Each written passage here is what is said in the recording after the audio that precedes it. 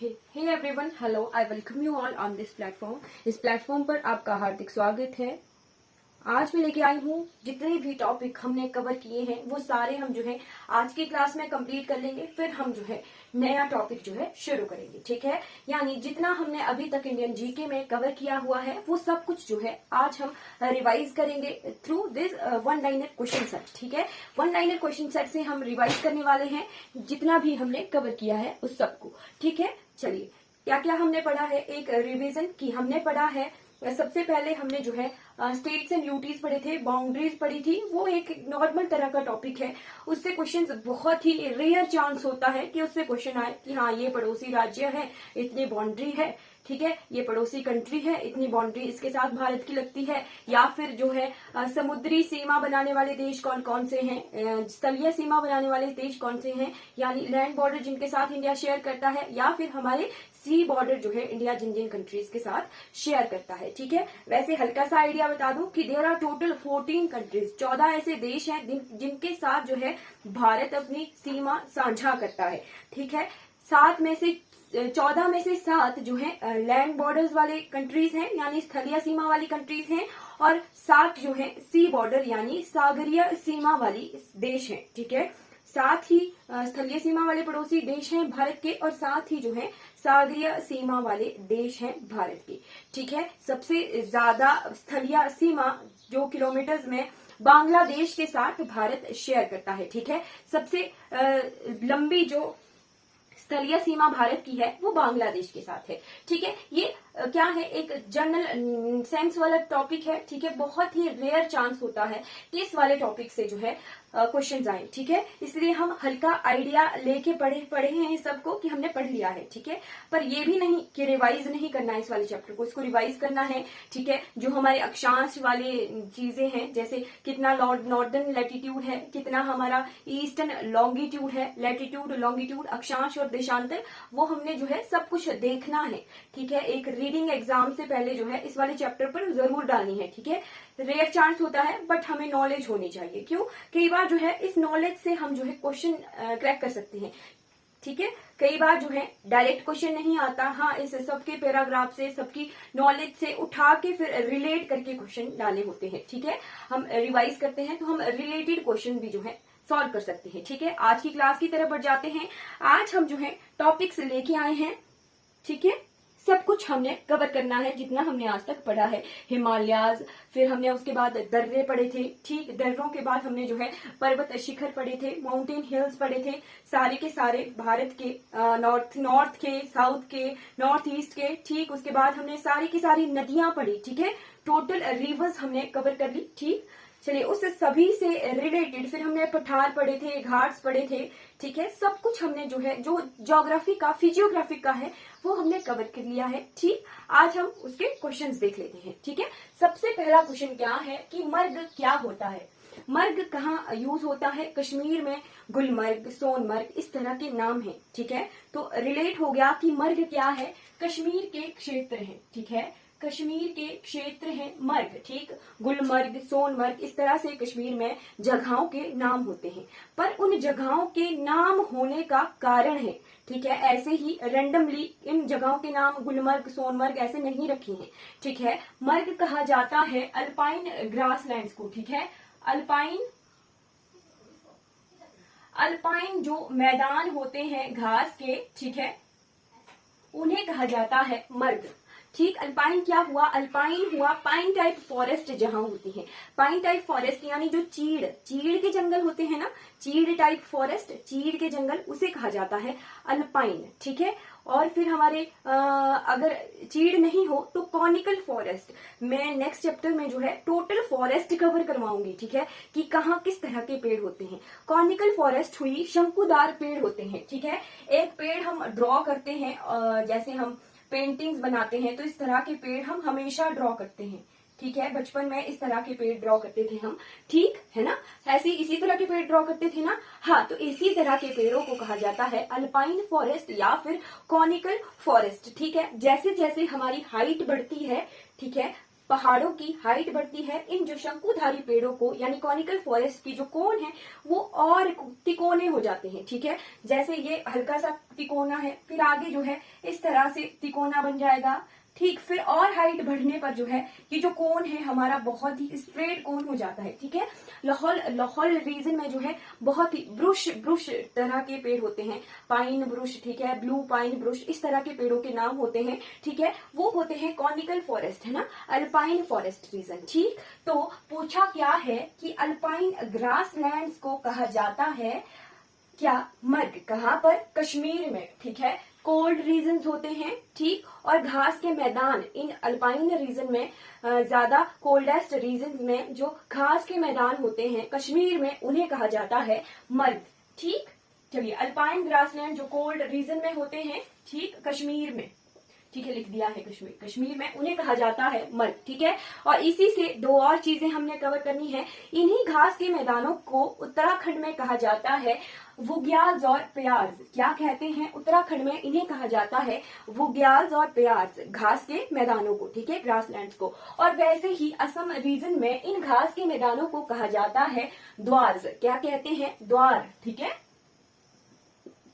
द्वार कहते हैं असम में इन घास के मैदानों पर। वहां पर जो है टी कल्टीवेशन होती है, चाय के बागान होते हैं। ठीक, और वैसे ही जो हमारा कश्मीर रीजन है वहां ग्लेशियर सॉइल इकट्ठी होती है, यानी हमारे जो हिमनद है, ग्लेशियर्स मूव होते हैं, उसकी वजह से जो है मिट्टी इकट्ठी हो जाती है। ठीक है, उसे कहते हैं करेवाज। ठीक है, क्या कहते हैं?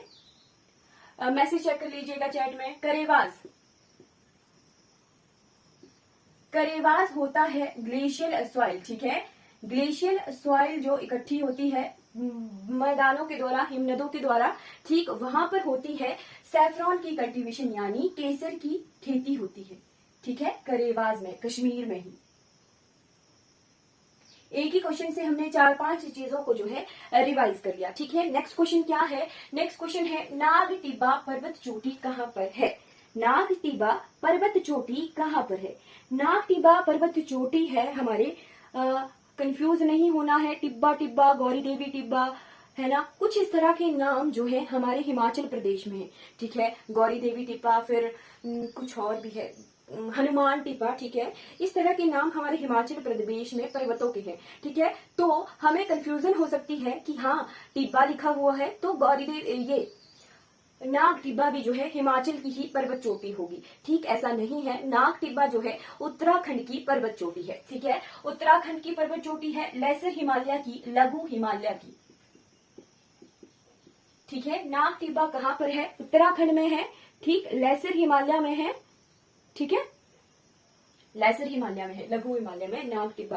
कंफ्यूजन नहीं रखनी है कि टिब्बा टिब्बा नाम के पर्वत जो हैं हिमाचल प्रदेश के चंबा, कांगड़ा, कुल्लू रीजन में है। नहीं, नाग टिब्बा जो है उत्तराखंड की पर्वत चोटी है। ठीक है, नेक्स्ट क्वेश्चन क्या है? मेघालय भारत के पठारों का भाग है। ठीक है, वहां कौन सी चट्टानें हैं? मैंने बार बार बताया था कि मेघालय और असम जो है हिमालय का भाग नहीं है, ये भारतीय प्रायद्वीपीय पठार का भाग है। ठीक है, किसकी वजह से ये अलग होते हैं? गारो गैप और राजमहल जो पहाड़ियां हैं वो जो है मेघालय और असम को मेन जो प्रायद्वीपीय पठार है भारत का उससे अलग करती हैं। ठीक है, तो वही पूछा है कि अगर मेघालय और असम जो है प्रायद्वीपीय पठार का भाग है, इंडियन पेनिनसुलर प्लेट्यू का भाग है, तो वहां पर कौन सा रॉक सिस्टम है? ठीक है, कौन सी चट्टानें हैं वहां पर? ठीक, हमारा जो प्रायद्वीपीय पठार है बहुत ही पुराना है। ठीक है, एज उसकी बहुत पुरानी है। ठीक, तो उसकी वजह से यहाँ बहुत इंपॉर्टेंट ग्रेनाइट मिलता है। ठीक है, मार्बल मिलता है, बहुत इंपॉर्टेंट हमारे पास जेमस्टोन्स मिलते हैं प्रायद्वीपीय पठारों में, क्योंकि इसका जो टाइम पीरियड है बहुत ओल्ड है। ठीक है, जितने हमारे फॉसिल्स, जैसे फॉसिल्स होते हैं, जो हमारे पेड़ पौधे कट फट जाते हैं ना पेड़, ठीक, वो दब जाते हैं, दबने के बाद कुछ सालों बाद अगर उसे निकाला जाए तो कोयला निकलता है। ठीक, कोयला निकलता है धरती के अंदर से, जो कोयले की खानें होती है। ठीक, अगर वही कोयले की खानें बहुत टाइम तक, बहुत मिलियन, हजारों, लाखों वर्ष तक दबी रहे तो फिर वो हमारे रॉक सिस्टम चेंज हो जाता है। ठीक है, कोयले से फिर हमें कार्बन के अलग अलग फॉर्म्स मिलते हैं। ठीक है, एनवायरमेंट वाले चैप्टर में, एनवायरमेंट वाली क्लास में ये सब कुछ जो है कवर होता है। ठीक है, कोयले के बाद हमें मार्बल मिलता है, ग्रेनाइट मिलता है, लाइमस्टोन, चूना मिलता है। इस तरह से अलग अलग जो है हमें ईंधन मिलते हैं। ठीक, तो वही पूछा है कि मेघालय जो है इस प्रायद्वीपीय पठार का भाग है, तो यहाँ कौन सा रॉक सिस्टम है। ठीक है, यहाँ है धारवाड़ रॉक सिस्टम। मैं आपको रॉक सिस्टम में जो टाइम पीरियड होता है उसे कैसे काउंट करते हैं। ठीक, कैम्ब्रियन एज, कुछ इस तरह से जो है हमारे पास जो है डिफरेंट डिफरेंट नेम्स होते हैं एजेस के। ठीक है, जैसे आर्कियन एज, धारवाड़ सिस्टम, कुपवाह rock system, Vindhyan rock system Madhya Pradesh में है, कडप्पा रॉक सिस्टम हमारे आंध्र प्रदेश में है, धारवाड़ रॉक सिस्टम ठीक है कर्नाटक में है, धारवाड़ रॉक सिस्टम कर्नाटक में है। वैसा ही रॉक सिस्टम जो है मेघालय में है। ठीक है, कर्नाटक में है धारवाड़ रॉक सिस्टम, वैसा ही रॉक सिस्टम हमारे मेघालयन रीजन में है। ठीक है, मैं वही बता रही हूँ कि मेघालय भारत के पठारिया भाग का है। ठीक है, पेनिनसुलर प्लेट्यू का है। ठीक, तो वहाँ कौन सी चट्टानें हैं, वहाँ है धारवाड़ रॉक सिस्टम। ठीक है, धारवाड़ टाइप की जो है चट्टानें हैं। ठीक है, धारवाड़ टाइप की चट्टानें हैं। ठीक है, धारवाड़ तरह की चट्टानें हैं। वैसे ही इसी तरह की चट्टानें, धारवाड़ तरह की चट्टानें कर्नाटक में भी हैं। ठीक, पेपर में क्वेश्चन आए कि धारवाड़ रॉक सिस्टम कर्नाटक में होता है और उसी तरह का रॉक सिस्टम भारत के और किस भाग में पाया जाता है। अगर इस तरह का क्वेश्चन आए तो उसका आंसर होगा कि मेघालय में। ठीक है, मेघालय और कर्नाटक में जो है धारवाड़ रॉक सिस्टम होता है, धारवाड़ चट्टानें होती है। ठीक है, क्लियर हो गया। ठीक, चलिए नेक्स्ट क्वेश्चन क्या है, दुनिया की सबसे ऊंची पर्वत चोटियां हिमालय के किस भाग में है। दुनिया की सबसे ऊंची चोटियां जो है हिमालय के महान हिमालय में है, ग्रेट हिमालय में है। लर्न कैसे रखना है, सबसे ऊंची चोटियां यानी महान तरह की चोटियां। ठीक है, बहुत ही महान तरह की चोटियां जो है हमारे ग्रेट हिमालय में है, महान हिमालय में है। ठीक है, फॉर एग्जाम्पल हमारे कंचनजंगा भारत की सबसे ऊंची चोटी, ये भी महान हिमालय का भाग है, ग्रेट हिमालय का पार्ट है। वैसे ही वर्ल्ड की सबसे ऊंची चोटी एवरेस्ट, माउंट एवरेस्ट ठीक है नेपाल में है। ठीक, वो भी जो है हमारे महान हिमालय, ग्रेट हिमालय का भाग है। ठीक है, ठीक, चलिए नेक्स्ट क्वेश्चन है कि शुभांशिनी किसकी सहायक नदी है। शुभांशिनी नदी जो है असम में ब्रह्मपुत्र की सहायक नदी है। ठीक है, शुभांशिनी नदी ब्रह्मपुत्र की सहायक नदी है, कहाँ पर, असम में। ठीक है, असम में जो है शुभांशिनी नदी ब्रह्मपुत्र की सहायक नदी है। ठीक, शुभांशिनी नदी जहाँ ब्रह्मपुत्र में मिलती है, ठीक उसके बाद क्या चीज इंपॉर्टेंट है कि शुभांशिनी नदी जहाँ ब्रह्मपुत्र में मिलती है एग्जैक्टली बाद, ठीक है, उसके ठीक बाद है माजुली आइलैंड्स। ठीक है, माजुली नदी द्वीप, माजुली रिवर आइलैंड्स। ठीक है, माजुली नदी द्वीप,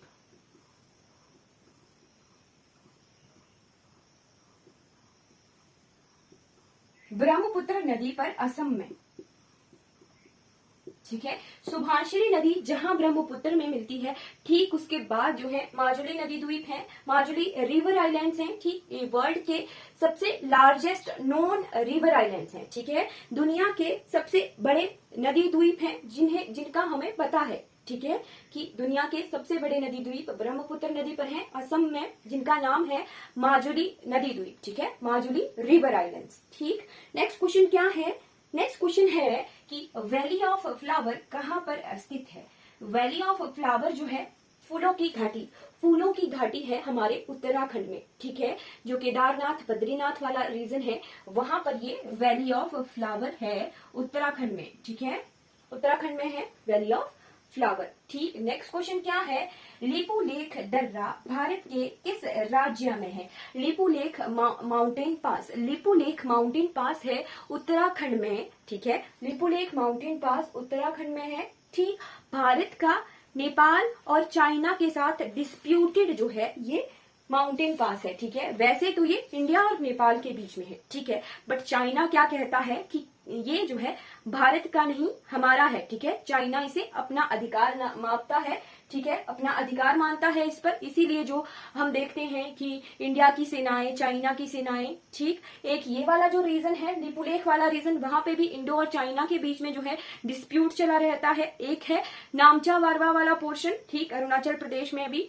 वहां पर भी जो है इंडिया चाइना का डिस्प्यूट चला रहता है। लिपुलेख दर्रा और एक और चीज है नाथुला दर्रा, ठीक है। कौन सा? नाथुला दर्रा, नाथुला पास, वहां पर भी जो है डिस्प्यूट चला है इंडिया और चाइना का, ठीक है। इंटरनेशनल रिलेशन का ये पार्ट है, ठीक है, कि अंतरराष्ट्रीय जो भी रिलेशंस हैं भारत के, उसका ये करंट अफेयर का क्वेश्चन रहता है, ठीक है। फिर आ गया तुजू पास, भारत का किस देश के साथ दर्रा है?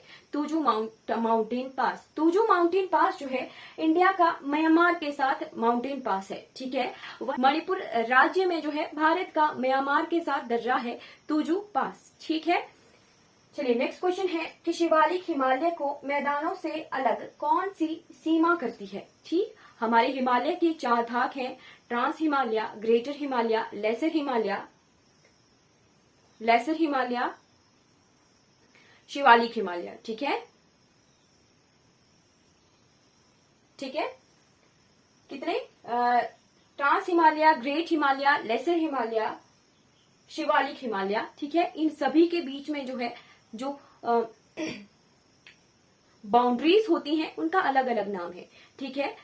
तो क्वेश्चन में क्या पूछा है कि शिवालिक हिमालय को मैदानों से अलग कौन सी सीमा करती है? शिवालिक हिमालय को मैदानों से अलग करती है मेन फ्रंटल थ्रस्ट, ठीक है। मेन फ्रंटल जो थ्रस्ट है वो शिवालिक हिमालय को मैदानों से अलग करती है, ठीक है। South Tibetan detachment system trans Himalaya और ग्रेटर हिमालय को अलग करती है, ठीक। मेन सेंट्रल थ्रस्ट, क्या मेन सेंट्रल थ्रस्ट जो है ग्रेटर हिमालय और लेसर हिमालय को अलग करती है, ठीक। मेन बाउंड्री थ्रस्ट, ठीक है, मेन बाउंड्री थ्रस्ट जो है लेसर हिमालय और शिवालिक हिमालय को अलग करती है, ठीक। और मेन फ्रंटल थ्रस्ट जो है शिवालिक हिमालय को जो है प्लेन से अलग करती है, ठीक है। 4 जो बाउंड्रीज हैं, ठीक, वही इंपॉर्टेंट हैं, ठीक है। और इन चारों के नाम है southern Tibetan detachment system, main central thrust, main boundary thrust और मेन फ्रंटल थ्रस्ट, ठीक है। क्वेश्चन में है कि शिवालिक हिमालय को मैदानों से अलग कौन करती है? ठीक है, मेन फ्रंटल थ्रस्ट जो है शिवालिक हिमालय को मैदानों से अलग करती है, ठीक है। चलिए नेक्स्ट क्वेश्चन है, नेक्स्ट क्वेश्चन है महादेव पर्वत कहाँ पर स्थित है? ठीक है, महादेव पर्वत कहाँ पर स्थित है? अगर आपने पढ़ा है तो आप आंसर कर सकते हो, मैं बोल रही हूँ ना, आपको सुनाई दे रहा होगा, कमेंट में आंसर कमेंट कीजिए कि महादेव पर्वत जो है कहाँ पर स्थित है। मैंने 3 क्लासेस करवाई हुई हैं इंडियन पेनिनसुलर सिस्टम की, आपने पढ़ा होगा तो आप कमेंट कीजिए, किसे पता है बताइए महादेव पर्वत कहाँ पर स्थित है। अभी तो हम रिविजन कर रहे हैं ना, एक तरह से टेस्ट है ये, ठीक है। पता है किसी को महादेव पर्वत कहाँ पर स्थित है? मध्य प्रदेश में है महादेव पर्वत, ठीक है। महादेव पर्वत जो है मध्य प्रदेश में है, ठीक है, मध्य प्रदेश में ही है महादेव पर्वत, ठीक है। चलिए नेक्स्ट क्वेश्चन है अरावली पर्वतों की सबसे ऊंची चोटी का क्या नाम है? पता है किसी को अरावली पर्वत श्रृंखलाओं की सबसे ऊंची चोटी?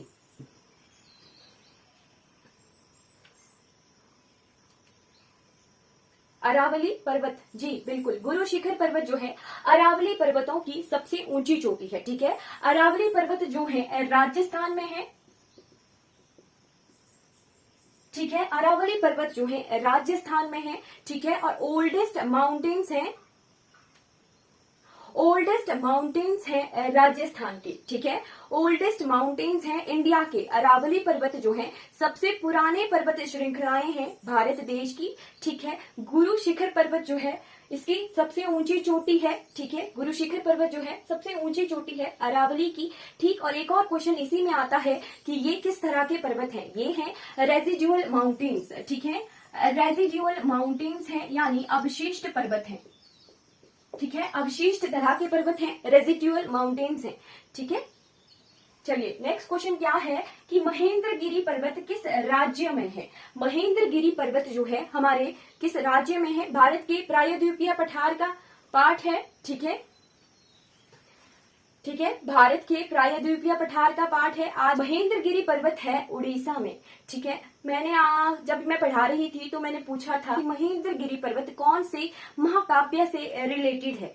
ठीक है, अगर आपने सर्च की होगी, मैंने क्लास में भी बताया था कि कौन से महाकाव्य में जो है महेंद्रगिरी पर्वत का नाम आता है। ठीक, किसी को पता है किस महाकाव्य में जो है, भारत के इंपॉर्टेंट महाकाव्य में महेंद्रगिरी पर्वत का नाम आता है? पता है किसी को? महेंद्रगिरी पर्वत, महेंद्रगिरी पर्वत है उड़ीसा में। ठीक है, रामायण में महेंद्रगिरी पर्वत का नाम आता है। ठीक है, करिए। ठीक है, उड़ीसा में है महेंद्रगिरी पर्वत। रामायण में जो है महेंद्रगिरी पर्वत का नाम आता है। हमारे हनुमान भगवान जी से रिलेटेड है महेंद्रगिरी पर्वत। ठीक है, चलिए, इस तरह के क्वेश्चन भी जो है रैंडमली जो है एग्जाम्स में आ जाते हैं। ठीक है, तो एक चीज हम पढ़ रहे हैं तो उसके साथ जितनी भी नॉलेज होती है हमें सभी चीजों का जो है पता होना चाहिए। ठीक, नेक्स्ट क्वेश्चन है कि बाघेलखंड का पहाड़ कितने राज्यों में है? दो पठार हमने बी लेटर से पढ़े थे, बुंदेलखंड और बाघेलखंड। ठीक है, बुंदेलखंड, बाघेलखंड। ठीक, क्वेश्चन पूछा है कि बाघेलखंड पठार जो है कितने राज्यों के बीच में है? बाघेलखंड पठार है हमारा 3 राज्यों के बीच में। ठीक, 3 स्टेट्स के बीच में है बाघेलखंड पठार। ठीक, मध्य प्रदेश, उत्तर प्रदेश और छत्तीसगढ़। मध्य प्रदेश, उत्तर प्रदेश और छत्तीसगढ़ 3 राज्य हैं जहां पर बाघेलखंड पठार है। ठीक है, बाघेलखंड प्लेट्यू है। ठीक, और बुंदेलखंड इसी के साथ ही है। बुंदेलखंड 2 राज्यों में है, मध्य प्रदेश और यूपी। मध्य प्रदेश और उत्तर प्रदेश में है बुंदेलखंड पठार। ठीक, और मध्य प्रदेश का एक और पठार है मालवा का पठार। ठीक है, और मध्य प्रदेश और राजस्थान के बीच में एक और पठार है जो कि है सेंट्रल इंडियन प्लेट्यू, यानी मध्य भारत का पठार। ठीक है, मध्य प्रदेश से जो है लगभग 4 या 5 पठार जो है हम पढ़ते हैं। कौन सा? मालवा का पठार, सेंट्रल इंडियन प्लेट्यू जो मध्य प्रदेश और राजस्थान के बीच में है। फिर हम बुंदेलखंड प्लेट्यू पढ़ते हैं जो कि मध्य प्रदेश और उत्तर प्रदेश में है। फिर ये वाला बाघेलखंड प्लेट्यू पढ़ते हैं जो कि मध्य प्रदेश, उत्तर प्रदेश और छत्तीसगढ़ के पास है। ठीक है, वही एक और पठार है जो और 3 राज्यों के बीच में है। किस किस के बीच में है? दांदा कानियों का पठार। ठीक है, मध्य प्रदेश, छत्तीसगढ़ और उसकी एक्सटेंशन फिर उड़ीसा तक है। ठीक है, 3 राज्यों में जो है दांदा कानियों का पठार है। ठीक है, कितने पठार जो है सारे लगभग हमने मध्य प्रदेश के रिवाइज कर लिए। ठीक, मालवा, सेंट्रल इंडियन, बुंदेलखंड, बाघेलखंड, दांदा कानियों, और छत्तीसगढ़ में दांदा कानियों के साथ ही है बस्तर का पठार। ठीक है, जब हम मिनरल्स पढ़ेंगे बस्तर का पठार आप दिमाग में नोट रखिए कि बस्तर का पठार हम आगे आने वाले जो है क्लासेस में कहाँ पढ़ेंगे। ठीक है, कहाँ पर है बस्तर का पठार? छत्तीसगढ़ में। और पेपर में बहुत इंपॉर्टेंट क्वेश्चन है, बस्तर का पठार, छोटा नागपुर प्लेट्यू। ठीक, इस तरह के जो है क्वेश्चंस आते हैं और रैंडमली जो है हमारे एग्जामिनर कहीं से भी उठा देते हैं पेपर में क्वेश्चन। ठीक है, चलिए नेक्स्ट क्वेश्चन है, दामोदर नदी कहाँ से निकलती है और उसका दूसरा नाम क्या है? दामोदर नदी निकलती है छोटा नागपुर प्लेट्यू से। ठीक है, छोटा नागपुर पठार से निकलती है दामोदर नदी। कहाँ पर है ये? छोटा नागपुर प्लेट्यू हमारे झारखंड में है। कहाँ पर है? झारखंड में। छोटा नागपुर प्लेट्यू झारखंड में है जहां से निकलती है दामोदर नदी। ठीक है, और एक और नदी यहां से निकलती है पुनपुन। ठीक है, छोटा नागपुर प्लेट्यू से पुनपुन नदी निकलती है जो कि गंगा की सहायक नदी है। ठीक, और छोटा नागपुर प्लेट्यू से निकलती है दामोदर नदी। ठीक, उसका दूसरा नाम क्या है? उसका दूसरा नाम है सौरो ऑफ बंगाल। ठीक है, बंगाल का शोक, पश्चिम बंगाल में बाढ़ का कारण बनती है दामोदर नदी, इसीलिए इसे सौरो ऑफ बंगाल भी कहते हैं। ठीक, पुनपुन नदी निकली छोटा नागपुर से जो गंगा में मिलती है, गंगा की सहायक नदी है। दामोदर नदी किसकी सहायक नदी है? दामोदर नदी हुगली की सहायक नदी है। हुगली क्या है? डिस्ट्रीब्यूटरी है, एक गंगा से निकलने वाली नदी। ठीक है, सहायक नदियां होती हैं जो नदियों में मिलती हैं। हमारे पास एक्सेप्शनल केस है हुगली का। हुगली जो है गंगा से निकलने वाली नदी है। ठीक है, कटी गंगा भी कहते हैं, भगीरथी भी कहते हैं इसे पश्चिम बंगाल में। ठीक है, तो दामोदर नदी जहां हुगली से मिलती है वहां है डायमंड हार्बर। लास्ट क्लास में भी मैंने करवाया था कि डायमंड हार्बर जो है दामोदर नदी जहां हुगली नदी से मिलती है वहां है डायमंड हार्बर। और एक इम्पोर्टेंट पोर्ट है बंदरगाह है कोलकाता का। ठीक है, बहुत सारी चीजें हमने रिवाइज कर ली। फिर आ गया मालाबार तट किस राज्य के तटीय मैदानों को कहा जाता है? मालाबार तट यानी मालाबार कोस्ट। मालाबार कोस्ट जो है कहा जाता है केरला के तटीय मैदानों को, ठीक है, केरला के तट रेखा जो भी है उसे कहा जाता है मालाबार तट। हाँ जी जी बिल्कुल, केरला में कहा जाता है मालाबार कोस्ट, ठीक है। मालाबार कोस्ट से आज हम एक इंपॉर्टेंट चीज कवर करेंगे, वो नेक्स्ट क्वेश्चन में है, ठीक है। क्या है कि ये कोयाल्स और कोयाल्स और कोल्स या कोयाल्स क्या होते हैं? ठीक, तो मालाबार कोस्ट में जो lagoon lake, salty lake, सेलाइन lake होते हैं, ठीक है, उनको कहा जाता है कोल्स और क्याल्स, ठीक है। नोट कर लीजिए, इंपॉर्टेंट क्वेश्चन है ये बहुत। किस पेपर में आया था? ये आया था नायब तहसीलदार के पेपर में, एचवी के नायब तहसीलदार के पेपर में आया था कि कयाल्स या कोल्स क्या होते हैं। ठीक, तो कयाल्स और कोल्स होते हैं मालाबार कोस्ट में लगून लेक, ठीक है, सेलाइन लेक। लगून लेक क्या होता है, ये भी एक क्वेश्चन आ सकता है कि लेगून लेक क्या होते हैं। लेगून लेक होते हैं सेलाइन लेक, सॉल्टी लेक्स जो होते हैं, खारे पानी की झीलें, ठीक है। लेगून कहा जाता है खारे पानी की झील को, लेगून्स कहा जाता है। और मालाबार कोस्ट में जो ये खारे पानी की झीलें होती हैं, इन्हें कहा जाता है कोल्स या कोयाल्स, ठीक है। क्याल कहिए, कोयाल कहिए, कोल्स कहिए, ठीक, ये सभी नाम जो है लेगून लेक यानी खारे पानी की झीलें होती हैं मालाबार कोस्ट में। और मालाबार कोस्ट किसका नाम है? केरला का जो तटीय मैदान है वहां का नाम जो है मालाबार कोस्ट है, ठीक है। 3-4 चीजें हमारी कवर हो गई, ठीक। और एक और चीज यहाँ आज की क्लास में कवर करना नहीं रही है, नीलगिरी हिल्स, ठीक है। नीलगिरी हिल्स याद रखना है। एलिफेंट कॉरिडोर भी है, कहाँ का? केरला का और तमिलनाडु का एलिफेंट कॉरिडोर भी वहां पर प्रेजेंट है, ठीक। नीलगिरी हिल्स जो है 3 राज्यों में है, कौन कौन से? केरला, कर्नाटक और तमिलनाडु, ठीक है। केरला, कर्नाटक और तमिलनाडु में तीनों राज्यों में नीलगिरी हिल्स हैं, ठीक। नीलगिरी हिल्स की सबसे ऊंची चोटी डोडा बेटा है जो तमिलनाडु की तरफ है, ठीक है। और उत्तरी भारत की सबसे ऊंची चोटी है अनाईमुड़ी, ठीक है, अनाईमुड़ी जो कि अन्नमलाई हिल्स में है और वो केरला की तरफ है, ठीक है।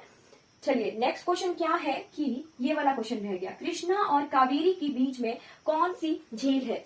कृष्णा और कावेरी नदियां जहां ड्रेन होती हैं अरब सागर में, वहां पर है कोलेरू झील। कौन सी? कोलेरू झील,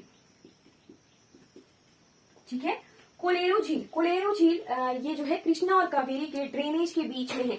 यहाँ इसके बीच में किसी भी कोस्ट नहीं है, ठीक है। कृष्णा और कावेरी के बीच में तट रेखाएं नहीं है, उन तटों का कोई नाम नहीं है, वहां पर कोलेरू झील है, ठीक है। तमिलनाडु से लेके कावेरी नदी, तमिलनाडु से लेके कावेरी नदी तक है कोरोमंडल कोस्ट, ठीक है। और जहाँ कावेरी से कृष्णा के बीच में कोलेरू है, कोलेरू झील है। फिर कृष्णा से महानदी तक, कृष्णा से महानदी तक जो है उत्तरी सरकार, नॉर्दर्न सरकार जो है तट है, कोस्टल लाइन है, ठीक। तो गैप बच जाता है कृष्णा और कावेरी बीच के नदियों के बीच का, ठीक, वहां पर है कोलेरू झील, ठीक है। लास्ट क्लास में हमने आंध्र प्रदेश की पुलिकट झील भी देखी थी, ठीक, जो कि श्रीहरिकोटा सतीश धवन सेंटर है, वो बहुत इंपॉर्टेंट हो गया है करंट अफेयर, ठीक। वहां वो किस झील के किनारे है? तो पुलिकट झील के किनारे है आंध्र प्रदेश में, ठीक है। चलिए नेक्स्ट क्वेश्चन क्या है, राधा, काला पत्थर और एलिफेंट ये क्या है? राधा, काला पत्थर और एलिफेंट ये तीनों क्या है? राधा, काला पत्थर और एलिफेंट ये तीनों क्या है? किसी को याद है कहाँ पढ़ा था हमने राधा, काला पत्थर, एलिफेंट?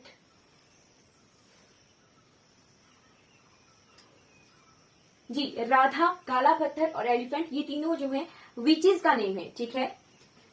विचेस जो समुद्र किनारे बहुत अच्छा रेत वाला पोर्शन होता है उसे हम बीच कहते हैं, ठीक है। तो राधा, काला पत्थर और एलिफेंट जो है तीनों ही बीचेस हैं। कहाँ पर? ये है अंडमान और निकोबार द्वीप समूहों पर जो है बीचेस हैं राधा, काला पत्थर और एलिफेंट, ठीक है। चलिए नेक्स्ट क्वेश्चन और लास्ट क्वेश्चन है आज की क्लास का, दैट इज नारायणी किस नदी का नाम है मैदानों में? ठीक है, नारायणी कौन सी नदी का नाम है? किसी को पता है? एलिवन, नारायणी किस नदी का दूसरा नाम है? नारायणी,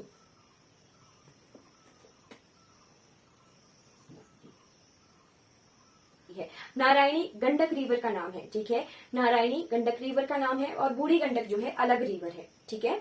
गंडक रिवर जब नेपाल में पहाड़ों से निकलती है, ठीक है, उसमें मिलती है 3 धाराएं जिनका नाम है काली गंडक, नारायणी और त्रिशूल। गंडकी, काली नारायणी, काली गंडक, नारायणी, त्रिशूल, ये 3 धाराओं को मिलकर बनती है नारायणी रिवर, ठीक है। पहाड़ों में इसका नाम है शालिग्राम, ठीक है। नारायणी की जगह शालिग्राम भी कहा जा सकता है ना।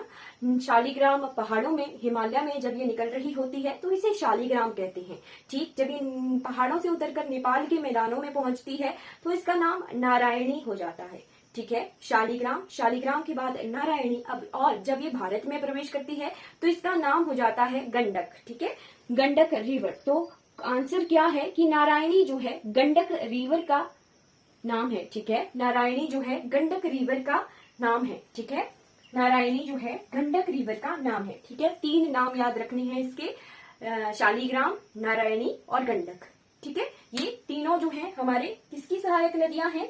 ये है हमारी गंगा नदी की सहायक नदियां हैं। कहाँ मिलती हैं ये मिलती हैं बिहार में मिलती है नारायणी गंगा नदी से, ठीक है।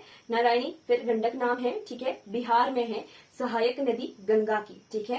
गंगा रिवर सिस्टम हमने कंप्लीटली कवर किया है 2 क्लासेस में। एक क्लास हमारी 1 लाइनर क्वेश्चन की भी हो गई है, ठीक है। हमने लगभग जितने टॉपिक्स हमने आज की क्लास तक कवर किए थे वो हमने रैंडमली टॉपिक उठाकर जो है लिखे हैं। क्योंकि हमें ये होता है कि रिवाइज नहीं करते हैं तो चीजें भूल जाते हैं, ठीक है। वैसे मैं लास्ट क्लास में ही कवर करवा चुकी थी सारे के सारे टॉपिक, है ना, पर मैंने सोचा कि क्यों ना फर्स्ट से रिवीजन करवाया जाए लास्ट तक, है ना। इससे ये होता है जब अगर हम रिवीजन ना करें तो फिर चीजें भूल जाते हैं, है ना। तो चीजें नहीं भूलनी है ना। रिवीजन बार बार करेंगे तो चीजें लर्न होती है ना। तो चलिए आज की क्लास हमारी कंप्लीट हो जाती है, ठीक है। Thank you for watching.